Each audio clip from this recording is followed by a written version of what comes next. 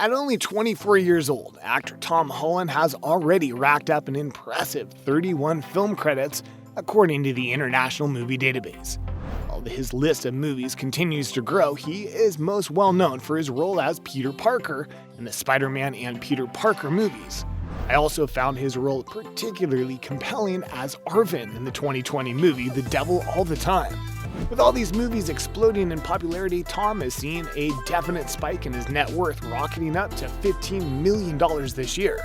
So with all that money in pocket, how does Tom Holland spend his millions?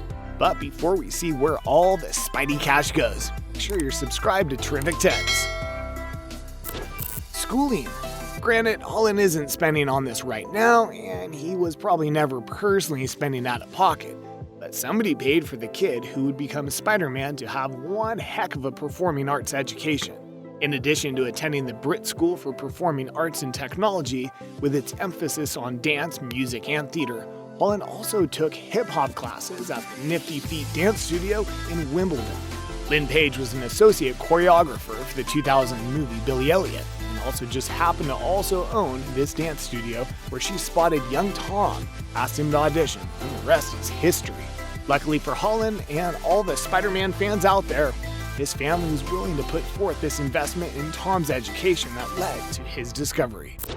Dog.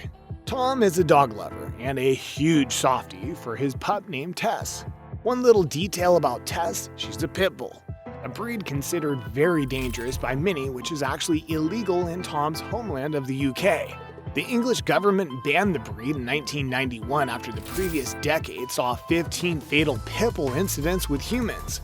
While each of these incidents is a tragedy, and yes, pit bulls can be super dangerous, I think what advocates for the breed like Holland are getting at is that these problems are the result of bad training and safety measures, not an inherent problem with the dog itself, which, as Tom shows us, can be quite sweet.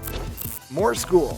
When preparing for his role in Spider-Man Homecoming, Tom actually went undercover and attended the Bronx High School of Science, which is a very close real-life version of Peter Parker's school, the Midtown School of Science and Technology in the movie.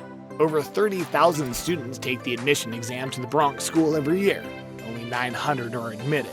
With that kind of acceptance rate, you would assume the school surely charged Tom tuition, and that can't be cheap. So once on campus, Tom Holland posed as Ben, cousin to the captain of the school's robotics team. In fact, only a few teachers and administrators were aware of who Ben really was. He played his role as a normal student so well that teachers would call on the new kid to answer questions, and Tom, very much lost at this fast-paced school of technology, would have no clue what they were talking about. Holland recounted his story on Jimmy Kimmel of finally revealing his identity as Spider-Man to a young girl in the back of the classroom. She told him he was nuts, to which Holland replied that he was seriously an actor preparing to play the role. She didn't believe him at all. Not even a little bit. Apartment. Tom bought his apartment with his first paycheck from Spider-Man. The apartment was handpicked by Tom's own mother, who of course wanted her little boy to live just down the road from the family home. Seems that Tom, who has very strong familial relationships, didn't object to residing so close to his childhood dwelling. Family. In that family home we just mentioned, Tom grew up with his father Dominic, mother Nicola, and 3 brothers. He remains tight with each and every one of them to this very day, regardless of his extremely busy film schedule and high-profile existence. So you can imagine that the Christmas and birthday gifts in the Holland family have upped their game since Tom has become rich and famous. I'm sure his brothers have plenty of Spider-Man gear. Movie nights.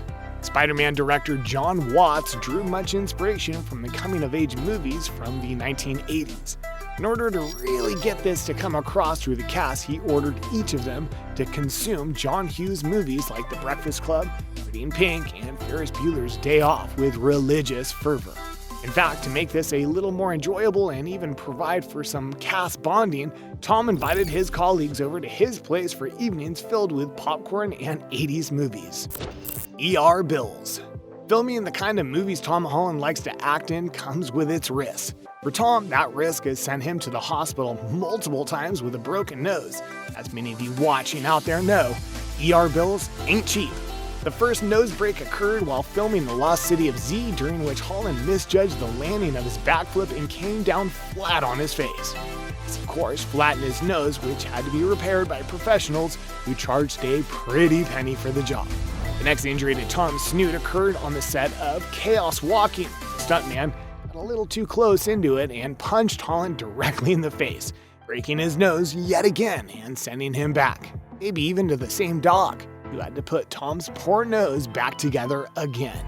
If that weren't enough, while filming Avengers 4, Tom wore a suit that impaired his vision, causing him to make a misstep in a carefully choreographed fight scene. This error cost his schnoz dearly, as he was once again bludgeoned right in the nose. Now you know how Tom Holland spends his millions. Not at the level of wealth of other big names you've seen in this channel, Tom is certainly on his way there and shows spending patterns that will, hopefully, not lead to financial self-destruction, but rather to a fun and joyful career. If you enjoyed this video, please give a thumbs up and drop a line in the comments to let us know how you liked it. And finally, go ahead and subscribe, and we'll see you right here next time on Terrific Tens.